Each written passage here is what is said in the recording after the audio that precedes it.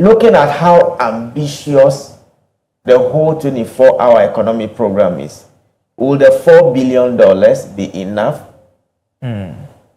Because if you read the entire document, it will be as if once this 24-hour economic policy is implemented, Ghana's economy will transform. The question is, will $4 billion be able to transform this economy? That's the first question. And so I made mention of the fact that looking at how ambitious the program is, I don't think $4 billion is adequate. As he said, policy implementation, you have to start. Then along the way, you do adjustments. You assess the impact on the people that you want the policy to affect. And so for the funding, it will be too early to actually tell whether it will be enough or not enough. Secondly, he said they have done some simulation in terms of the funding. In fact, the 2.5%, as I did indicate before we came on air, you cannot actually predict the number of companies that will join the program. And so if you cannot actually project the number of people who will come onto the program, then it becomes difficult to also project the quantum of exemption that you may give. Okay. Then it may also be difficult to also project the quantum of revenue gap that the program will create as a result of the exemption regime. And so it is only prudent that as and when the program is being rolled out, then they try as much as possible to monitor it and see if the financing arrangement that they have done will be enough. But one of the areas I think they can leverage on has to do with the pension funds.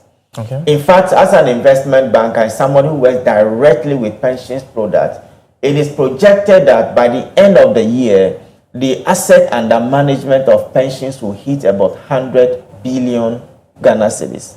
And the program is around 41 billion. Yeah. So it means that at least you can also leverage on some domestic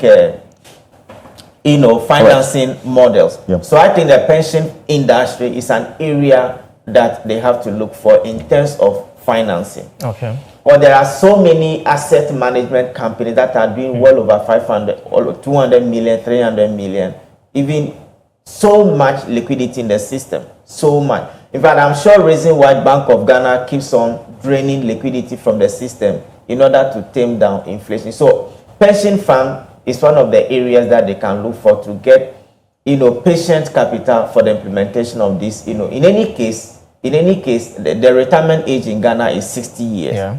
And so if let's say I am 30 or 29 years, and you are taking my pension fund to inject into a viable program that will transform this economy, I think it's a laudable idea. So pension fund is also another area. My last comment has to do with the energy that will support the program.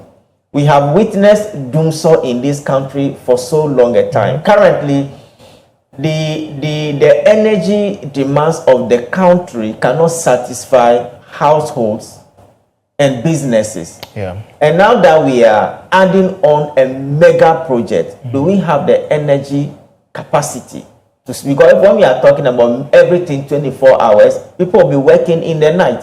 They need electricity. The energy sector is saddled with so much debt. Can we have that continuous uninterrupted powers to actually support the 20? Because once it's 24 hours, it's 360. People will work throughout the night. They need light. Do we have the capacity?